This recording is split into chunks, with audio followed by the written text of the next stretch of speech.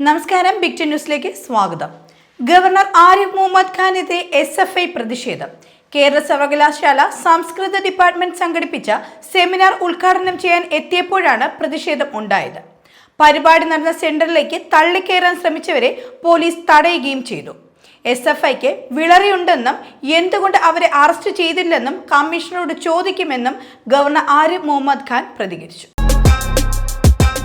Yakobaya orthodox സഭ തർക്കത്തിൽ 6 പള്ളികൾ കൈമാറുന്നതുമായി ബന്ധപ്പെട്ട് തൽസ്ഥിതി തുടരാൻ സുപ്രീം കോടതി നിർദ്ദേശിച്ചു.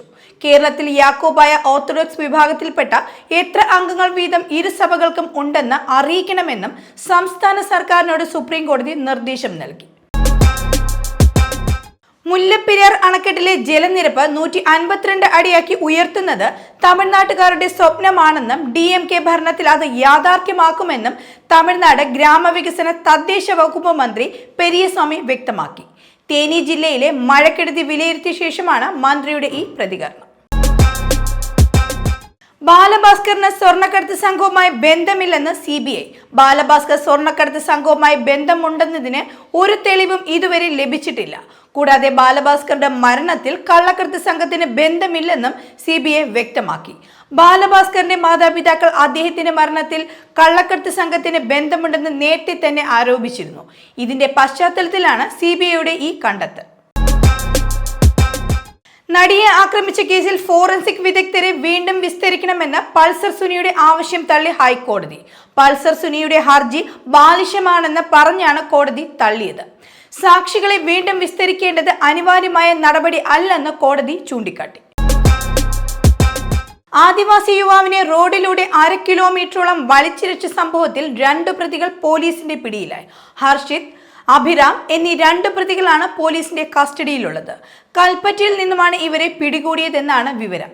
കഴിഞ്ഞ ദിവസം ഇവർ ഓടിച്ചിരുന്ന കാറും പോലീസ് കണ്ടെത്തിയിരുന്നു. അരീക്കോട് സ്പെഷ്യൽ ഓപ്പറേഷൻ പോലീസ് ക്യാമ്പിൽ പോലീസുകാരൻ സ്വയം നിറയൊഴിച്ച് ജീവനൊടുക്കിയ സംഭവത്തിൽ പോലീസ് മേധാവിയുടെ പ്രതികരണം എത്തി. ശാരീരിക ക്ഷമതാ പരീക്ഷയിൽ പരാജയപ്പെട്ടതിന്റെ നിരാശയിലാണ് ആത്മഹത്യ ചെയ്തതെന്നാണ് മലപ്പുറം പോലീസ് മേധാവി R വിശ്വനാഥിന്റെ അഭിപ്രായം. കഴിഞ്ഞ ദിവസമാണ് ഇദ്ദേഹം ആത്മഹത്യ ചെയ്തത്. തലയ്ക്ക് വെടിവെച്ചായിരുന്നു മരണം.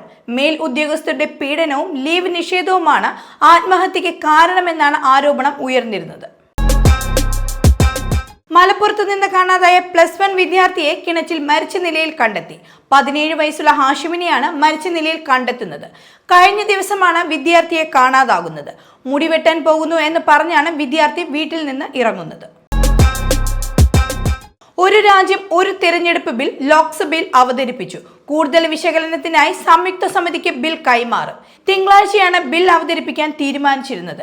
എന്നാൽ പിന്നീടാണ് അത് ഇന്നത്തേക്ക് മാറ്റുന്നത്. ബില്ലിനെ വിമർശിച്ച് പ്രതിപക്ഷ പാർട്ടികളും രംഗത്ത് വന്നു. ബില്ല് ഭരണഘടനാ വിരുദ്ധമാണെന്ന് RJDയും ഭരണഘടനയുടെ അടിസ്ഥാന ഘടനയ്ക്ക് വിരുദ്ധമാണ് ഒരു രാജ്യം ഒരു തെരഞ്ഞെടുപ്പ് എന്ന നയമെന്നും കോൺഗ്രസും പ്രതികരിച്ചു. പുതിയ ബാഗുമായി പ്രിയങ്ക ഗാന്ധി പാർലമെന്റിലെത്തി. കഴിഞ്ഞ ദിവസം പലസ്തീനെ പിന്തുണ അറിയിച്ച ബാഗുമായാണ് പ്രിയങ്ക ഗാന്ധി പാർലമെന്റിലെത്തിയത്. എന്നാൽ ഇന്ന് ബംഗ്ലാദേശിലെ ന്യൂനപക്ഷങ്ങൾക്ക് ഐക്യദാർഢ്യം അറിയിച്ചാണ് പ്രിയങ്ക എത്തിയത്. ബംഗ്ലാദേശിലെ ഹിന്ദുക്കൾക്കും ക്രിസ്ത്യൻ വിഭാഗങ്ങൾക്കും ഒപ്പമെന്ന് എഴുതിയ ബാഗുമായാണ് പ്രിയങ്ക ഇന്ന് പാർലമെന്റിൽ എത്തിയത്.